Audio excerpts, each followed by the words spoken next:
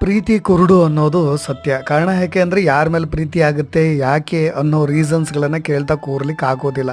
Star ನಟ ನಟಿಯರು ಕೂಡ ಮದುವೆಯಾಗಿದ್ದರೂ ಲವ್ ಅಫೇರ್ಸ್ಗಳನ್ನ ಇಟ್ಕೊಳ್ಳೋದು ನಾವೆಲ್ಲರೂ ನೋಡಿದ್ದೀವಿ. ಆ ವಿಚಾರದಲ್ಲಿ 2 ಜೋಡಿಗಳ ಉದಾಹರಣೆಗಳನ್ನು ಕೊಡಲೇಬೇಕು. ಪ್ರಭುದೇವ ನಯನತಾರ. ಕಾಲಿವುಡ್ ನಟ, ನಿರ್ದೇಶಕ, ಕೋರಿಯೋಗ್ರಾಫರ್ ಪ್ರಭುದೇವ ಅವರ ಪ್ರೀತಿಯಲ್ಲಿ ನಯನತಾರ ಬಿದ್ದುಬಿಟ್ಟಿದ್ರು. ಇಬ್ಬರು ಮದುವೆಯಾಗೋ ದೊಡ್ಡ ಸುದ್ದಿ ಕೂಡ ಕೇಳಿಬಂದಿತ್ತು. ಪ್ರಭು ಜೊತೆ ಮದುವೆಯಾಗಲು ಕ್ರೈಸ್ತ ಧರ್ಮದಿಂದ ಹಿಂದೂ ಧರ್ಮಕ್ಕೆ ನಯನತಾರ ಮತಾಂತರವಾಗಿದ್ದರಂತೆ. ಪ್ರಭುದೇವ ತಮ್ಮ ಮಡದಿಗೆ ಲತಾಗೆ ವಿಚ್ಛೇದನ ನೀಡಿದರು. ಆದರೆ ಬಳಿಕ ಇಬ್ಬರು ದೂರಾಗಿ ಈಗ ಬೇರೆಯವರೊಟ್ಟಿಗೆ ಮದುವೆಯಾಗಿದ್ದಾರೆ. ಅದೇ ವಿಶೇಷ. ಇನ್ನು ಕಮಲ್ ಹಾಸನ್ ಗೌತಮಿ.